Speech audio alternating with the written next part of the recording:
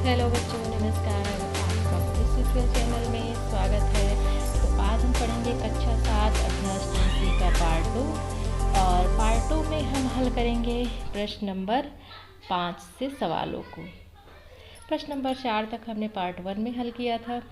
आज हम पढ़ेंगे प्रश्न नंबर 5 के आगे वाले सवाल। तो आइए देखते हैं हम प्रश्न नंबर 5।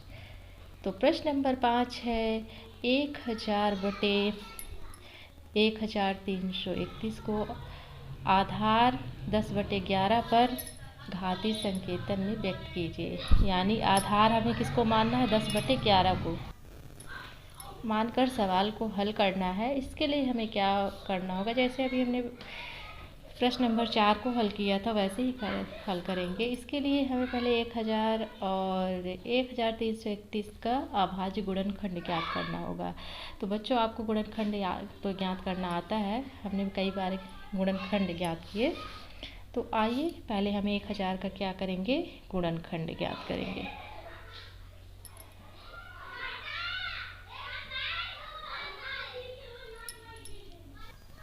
इसके लिए पहले हम लिख लेते हैं संख्या को।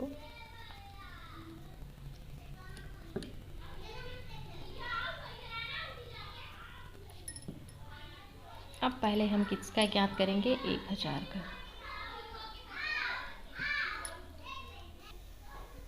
तो इससे हम किससे काटेंगे, 2 से। 2 से कटेगा ये कितनी बार में, 500 बार में।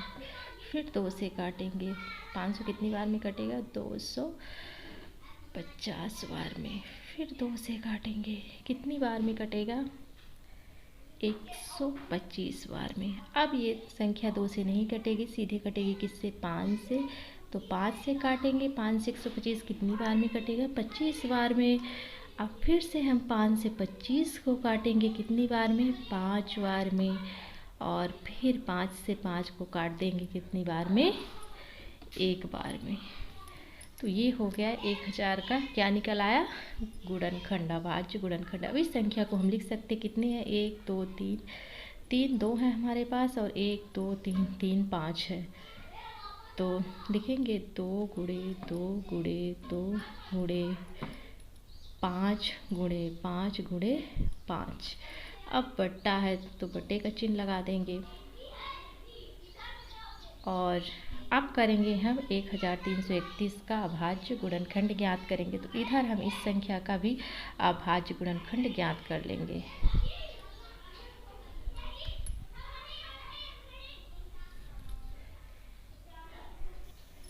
तो देखिए, अब हम ये किससे कटेगी संख्या, सीधे 11 से कटेगी। तो 11 से कितने बार में कटेगी, 121 बार में। फिर 121 भी इससे कटने वाला है, 11 से।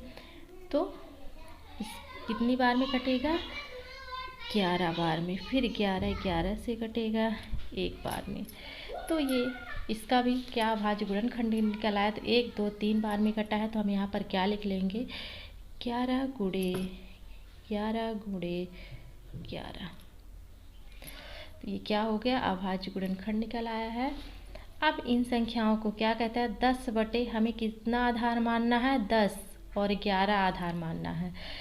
तो 5 को, इस संख्या को, ऊपर वाली संख्या को 10 आधार मानना है और नीचे वाली संख्या को 11 आधार मानना है। तो कैसे हम 10 आधार मानेंगे, इसके लिए देखिए, इस 2 से इस 5 में गुणा कर देंगे तो क्या हो जाएगा, 2 पंचे 10। और इस 2 से इस 5 में गुणा कर देंगे तो क्या हो जाएगा, 2 पंचे 10। और इस 2 से इस 5 में गुणा कर देंगे तो क्या हो जाएगा, 2 पंचे 10। तो यहाँ पर 3 2 है और 3 5 है, और नीचे तो 11 ही हमें आधार मानना है। तो 11 पहले से ही है संख्या। तो इस संख्या को हम लिख सकते हैं, क्या लिख सकते हैं, 2 गुणे 5 गुणे 2 गुणे 5 फिर गुणे 2 गुणे 5, इस तरह से लिख सकते हैं। और नीचे वाली संख्या है ही है 11 गुणे 11 गुणे 11। अब हम क्या करेंगे, इनको गुणा करके लिख देंगे, 2 पंचे 10, गुणे का चिन्ह है गुणे, फिर 2 पंचे 10, फिर गुणे का चिन्ह है गुणे का करेंगे, फिर क्या, 2 पंचे 10 बटे लिख सकते हैं 11 गुणे 11 गुणे 11। अब हम 10 आधार मान सकते हैं, तो बराबर हम क्या लिख सकते हैं इसके यहाँ पर, तो हम आंसर लिख सकते हैं 1 10 लिख लेंगे और बटे में 1 11 लिख लेंगे। ठीक, तो अब कितने 10 हैं गिनेंगे, यहाँ 1 2 3 है, तो यहाँ पर क्या कर देंगे 3, इसका घात रख देंगे। 11 गिनेंगे कितने हैं, 1 2 3, 3 11 है, तो यहाँ पर घात क्या रख देंगे 3। तो ये देखिए ये आ गया आंसर। इसे हम इस तरह से भी लिख सकते हैं 10/11 और ब्रैकेट्स की होल घात 3। ये इस तरह से भी ये लिख सकते हैं आंसर को। तो ये आ गया फाइनल आंसर, यानी 10/11 आधार मानकर हम इस संख्या को हल कर चुके हैं। अब आइए अगला प्रश्न देखते हैं। तो प्रश्न नंबर 6 है 1024/1089 को वर्ग रूप में व्यक्त कीजिए। तो यहाँ पर बच्चों आप लोग समझिएगा, इस संख्या को वर्ग के रूप में व्यक्त करना है, यानी जो हमारा घात होगा वो सिर्फ स्क्वायर में होगा, स्क्वायर से ज़्यादा नहीं होगा। तो अब हम इसके लिए पहले इन संख्याओं का क्या करेंगे, हम उसी तरह से अभाज्य गुणनखंड ज्ञात करेंगे। इसके बाद इस संख्या को हमें वर्ग बनाकर लिखना है। तो आइए देखते हैं सवाल को हम कैसे हल करेंगे। तो इसे हम पहले लिख लेंगे।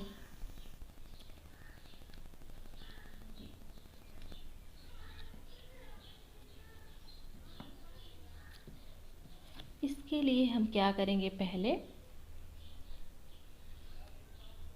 ऊपर वाली संख्या का अभाज्य गुणनखंड ज्ञात करेंगे, फिर नीचे वाली संख्या का। तो देख लीजिए, यानी इकाई के अंक में सम संख्या है तो किससे कटने वाली है, 2 से। तो कितने बार में कटेगी, 2 पंचे 10, 2 का 2, 2 दूनी 4, यानी 512 बार में। अब ये कितनी बार में कटेगा, ये कटेगा 256 बार में। अब ये कितनी बार में कटेगा, 256, तो कटेगा 128 बार में। तो ये कितनी बार में कटेगा, तो कटेगा 2 छक्का 12, 2 चौको यानी 64 बार में। ये कितनी बार में कटेगा, 2 तिहाई 6, 2 दूनी 4, 32 बार में। और ये कितनी बार में कटने वाला है, तो 16 बार में। और ये कितनी बार में कटने वाला है, तो 8 बार में। और ये कितनी बार में कटेगा, 4 बार में। और ये कितनी बार में कटेगा, 2 बार में। और ये कितनी बार में कटेगा, 1 बार में। तो ये हो गया हमारा अभाज्य गुणनखंड। अब इस संख्या को हम लिख सकते हैं, यहाँ पर कितने हैं, 2 3 4 5 6 7 8 9 10, यानी 10 2 हैं हमारे पास। तो यहाँ पर गुणे में हम लिख लेंगे इस संख्या को।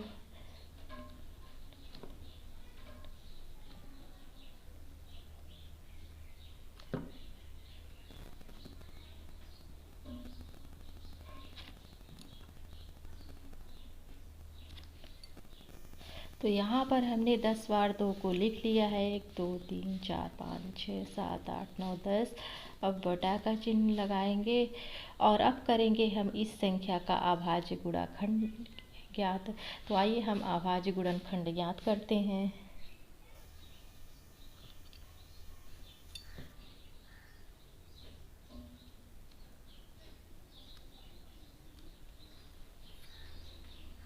अब इस संख्या का हम करेंगे अभाज्य गुणनखंड ज्ञात।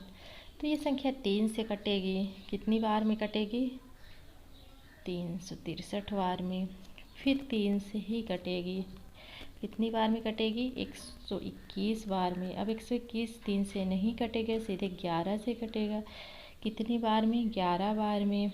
और 11 11 से कटेगा 1 बार में। तो नीचे हम लिख सकते हैं क्या, 3 गुणे 3 गुणे 11 गुणे 11। तो यहाँ पर हमने संख्याओं को लिख लिया है। अब हमें प्रश्न कह रहा है यहाँ पर प्रश्न कह रहा है कि वर्ग के रूप में हमें संख्या को क्या करना है, लिखना है, यानी वर्ग घात मान करके। तो अब इस संख्या को हम क्या करेंगे, ऐसा करेंगे कि ये सिर्फ दो पार्ट में हो, दो पार्ट में हो। इसके लिए हम क्या करेंगे, यहाँ पर कितने दो हैं, 10 दो है हमारे पास, तो हम 5 5 दो का पेयर बनाएंगे। कितने का, 5 का, 1 2 3 4 5, यानी यहाँ तक। तो एक पेयर ये हो गया और एक ये हो गया। तो दोनों 5 का गुणा कर देंगे तो क्या, पाँचों 5 का दो हैं जो 5, उनका गुणा कर देंगे तो क्या होगा, 2 दूनी 4, 4 दूनी 8, 8 दूनी 16, 16 दूनी 32। तो यहाँ पर क्या आ जाएगा, 32। गुणा का चिन्ह बीच में गुणा का करेंगे और इनको भी गुणा करेंगे 5 2 का, तो क्या आ जाएगा, 32। तो ये संख्या हो गई क्या, 32 गुणे 32। इसी तरह से ये 3 है, तो इसका गुणा हम पहले 11 से कर देंगे इसमें, और इस वाले 3 का गुणा इस 11 से कर देंगे तो क्या हो जाएगा, 11 तिक्का 33, 11 तिक्का 33, और गुणे का चिन्ह बीच में गुणे का, और 11 तिक्का 33, ये भी हो गया। अब हमें संख्या स्क्वायर के रूप में मिल चुकी है। अब यहाँ पर इस संख्या को हम लिख सकते हैं, क्या लिख सकते हैं, बराबर 32/33। अब कितने 32 हैं, 1 2, तो इसके ऊपर स्क्वायर 2, और कितने 33 हैं, 1 2, तो इसके ऊपर स्क्वायर। अब इस संख्या को हम इस तरह भी लिख सकते हैं, 32/33 स्क्वायर। तो ये क्या आ गया, ये आ गया फाइनल आंसर। स्क्वायर के रूप में हम इस संख्या को व्यक्त कर चुके हैं। अब आइए अगला सवाल देखते हैं। तो अब हम प्रश्न नंबर 7 को हल करेंगे। प्रश्न नंबर 7 है, 512/729 को घन रूप में व्यक्त कीजिए। अभी तक हम क्या प्रश्न था, संख्या को वर्ग रूप में व्यक्त कीजिए। अब इस बार संख्या को घन रूप में व्यक्त करना। घन का मतलब आप जानते हो कि जिसकी घातें कितनी हो, 3 हो। तो इसी तरह से हम पहले इसका अभाज्य गुणनखंड ज्ञात करेंगे। तो पहले ऊपर वाली संख्या का अभाज्य गुणनखंड ज्ञात कर लेंगे। तो पहले हम 512 का ज्ञात कर लेंगे, इसके बाद 729 का। तो आइए ज्ञात करते हैं। 2 से ही संख्या कटेगी तो कितनी बार में कटेगी, 256 बार में। फिर 2 से कटेगी संख्या कितनी बार में, 128 बार। फिर 2 से कटेगी कितनी बार में, 64 बार में। फिर 2 से कटेगी कितनी बार में, 32 बार में। फिर 2 से कितनी बार में, 16 बार में। फिर 2 से कितनी बार में, 8 बार में। फिर 2 से 4 बार में। फिर 2 से 2 बार में। फिर 2 से 1 बार में। तो ये हो गया 512 का अभाज्य गुणनखंड। इसी तरह से हमें ज्ञात कर लेंगे अब 729 का। इसके पहले इसको हम गुणे के रूप में लिख लेते हैं यहाँ पर। तो पहले हम लिखेंगे संख्या को, संख्या है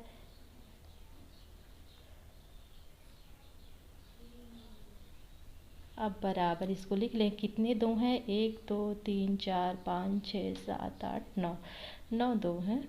तो 2 गुणे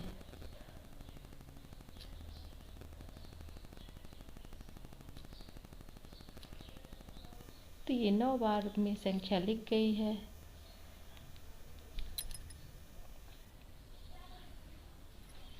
देख सकते हो यहाँ पर 9 बार में हमने लिख लिया है। अब हम 729 का भी अभाज्य गुणनखंड ज्ञात कर लेंगे। तो ये संख्या तो 2 से कटेगी नहीं, क्योंकि गाय का अंक विषम है। तो ये संख्या कटेगी 3 से।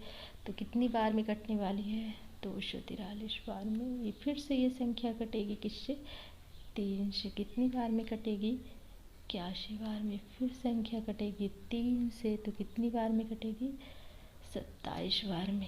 फिर कटेगी संख्या 3 से कितनी बार में, 9 बार में। फिर 3 से कितनी बार में, 3 बार में। फिर 3 से कितनी बार में, 1 बार में। तो यहाँ पर कितने 3 हो गए, 1 2 3 4 5 6, 6 है। तो यहाँ पर हम लिख लेंगे 3 गुणे 3 गुणे 3 गुणे 3 गुणे 3 गुणे 3। तो देख सकते हो हमने 6 बार लिख लिया है। तो अब हमें प्रश्न के हिसाब से इसका आंसर ज्ञात करना है। तो लिखा है क्या, घन के रूप में इस संख्या को हमें व्यक्त करना है। तो इसका हम ऐसे पेयर बनाएंगे कि सिर्फ मतलब 3 बार में ही ये कंप्लीट हो जाए। तो यहाँ पर 9 है, तो 9 2 है हमारे पास। तो कितने कितने का पेयर बन सकता है, यहाँ पर 3 तिकाई 9, 3 3 का बन जाएगा 3 बार। तो 1 पेयर 2 और ये 3 बन गया। इसी तरह से हम इधर 3 का कितने कितने का बना लें, 2 2 का, 1 2 और 3। तो देख सकते हो इधर ये बन गया। तो इधर तीनों 2 का गुणा करेंगे तो क्या होगा, 2 दूनी 4, 4 दूनी 8 हो जाएगा। गुणे का चिन्ह गुणे का रखेंगे, फिर से क्या हो जाएगा, यहाँ पर 8 हो जाएगा। 3 2 का गुणा करेंगे, फिर इधर 3 2 का करेंगे तो क्या हो जाएगा 8। और इधर हम 3 और 3 का गुणा करेंगे तो 3 तिकाई 9, इधर 3 तिकाई 9 और इधर 3 तिकाई 9। गुणे का चिन्ह है तो गुणे का चिन्ह। तो देख सकते हैं इधर हमारे पास 3 8 है और इधर 3 9 है। तो अब हम इस संख्या को लिख सकते हैं 8/9। क्या लिख सकते हैं, 8/9। अब कितने 8 है गिन लेंगे, 1 2 3 है तो इसका घात 3 कर देंगे। इधर गिनेंगे 9 कितने हैं, 1 2 3, तो इसका भी घात कर देंगे, क्या, इसका भी घात कर देंगे 3। अब इस संख्या को हम इस तरह से भी लिख सकते हैं 8/9 ब्रैकेट्स और घात कितना होगा 3। तो ये भी सवाल हमारा क्या हो गया, हल हो गया। अब आइए हम अगला प्रश्न देखते हैं। 9 से 11 तक के सवाल बहुविकल्पी हैं, यानी इसमें विकल्प दिए गए हैं 4 और इसमें से एक विकल्प सही होगा, वही हमारा आंसर होगा। तो प्रश्न नंबर है 0.000001 का वर्ग रूप होगा, यानी इसका वर्ग रूप होगा। तो इसके लिए हमें गिनना होगा जीरो को। कितने जीरो हैं, 1 2 3 4 5 6, यानी जिस संख्या में 3 जीरो होंगे वही वाला ऑप्शन सही होगा, क्योंकि यहाँ पर 6 है जीरो है और हमें वर्ग के रूप में लिखना है। तो इसमें 2 हैं, इसमें ज़्यादा है और इसमें 1 2 3 जीरो है संख्या वर्ग के रूप में। तो ऑप्शन नंबर 2 हमारा सही हो जाएगा। इसी तरह से प्रश्न नंबर 10 है 0.05 का घन का मान होगा। यहाँ पर क्यूब यानी घन दिया गया है तो इसका मान होगा, तो इसका मतलब 0.05 का 3 बार गुणा। तो जब हम 0.05 का 3 बार गुणा करेंगे तो 5 का जब 3 बार गुणा करेंगे तो 125 ही आएगा, लेकिन 0.0 का जब 3 बार गुणा करेंगे तो क्या आने वाला है, यानी 1 2 3 4, यानी 0 दशमलव जो है वो हमारा 6 अंक बाद आएगा। तो जिस संख्या में 6 अंक बाद दशमलव होगा वही हमारा आंसर हो जाएगा। 1 2 3 4 बार है, इसमें नहीं है। 1 2 3 4 5 बार में दशमलव है, ये भी नहीं है। तो इसके लिए हम ऑप्शन नंबर 4 को देखेंगे। तो दशमलव देखते हैं कितने अंक बाद है, 1 2 3 4 5 6 अंक बाद दशमलव है। तो ऑप्शन नंबर 4 हमारा क्या होगा, ये वाला सही हो जाएगा। इसी तरह से प्रश्न नंबर 9 हम देखेंगे। अब इसी तरह से अब हम प्रश्न नंबर 10 तक देख चुके हैं। प्रश्न नंबर लास्ट 11 वाला सवाल देखेंगे। देख रहे 64/125 के घन रूप आधार क्या होगा, यानी इसमें आधार पूछा गया है कि घन के रूप में अगर संख्या को लिखे हम तो सिर्फ आधार उसका क्या होगा। इसके लिए पहले हमें 64 और 125 का अभाज्य गुणनखंड ज्ञात करना होगा। तो आइए हम पहले अभाज्य गुणनखंड ज्ञात करते हैं। वही संख्या 2 से कटेगी, फिर 2 से,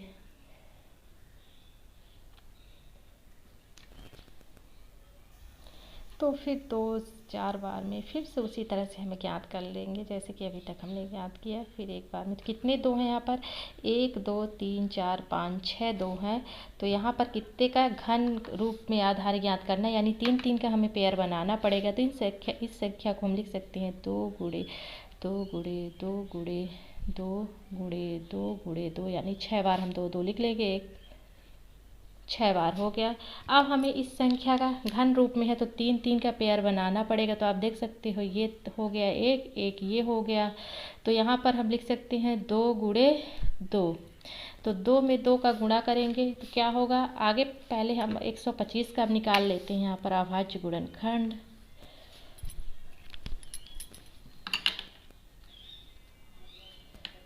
तो ये संख्या डायरेक्ट 5 से कटेगी, तो 5 दूनी 10 और 5 25 25 बार में, फिर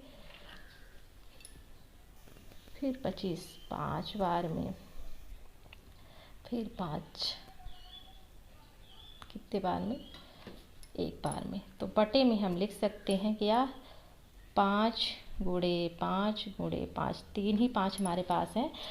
तो हमें घन ज्ञात करना है, तो घन के लिए हमें 3 3 का पेयर चाहिए, तो एक पेयर यहाँ पर बन रहा है, तो हमें यहाँ में से क्या 1 5 ले सकते हैं। तो ऊपर 2 है तो 2 दूनी बराबर क्या लिख सकते हैं, 2 दूनी 4, और नीचे क्या है सिर्फ 5 है, तो आंसर हमारा 4/5 होगा। इसमें सिर्फ आधार पूछा गया है, तो आधार कितना होगा, 4/5। तो जिस ऑप्शन में 4/5 होगा वही ऑप्शन हमारा सही हो जाएगा। तो हम देख रहे हैं ऑप्शन नंबर 2 में क्या है, 4/5 है, तो ऑप्शन नंबर 2 हमारा क्या होगा, सही हो जाएगा। तो आज से अभ्यास 2C समाप्त हुआ। तो आशा है बच्चों आप लोग समझ गए होंगे सवालों को। अगर आपको कहीं दिक्कत आ रही है, आपको समझ में नहीं आ रहा है, तो आप कमेंट करके उस सवाल को बता सकते हो, हम दोबारा से उस सवाल को बताएंगे। और जो नए बच्चे हैं अभी तक चैनल को सब्सक्राइब नहीं किए हैं, वो चैनल को सब्सक्राइब कर लें और बेल आइकन को भी प्रेस कर दें, ताकि बनने वाली वीडियो का नोटिफिकेशन आप तक पहले पहुँचे। इसी के साथ जय माता दी।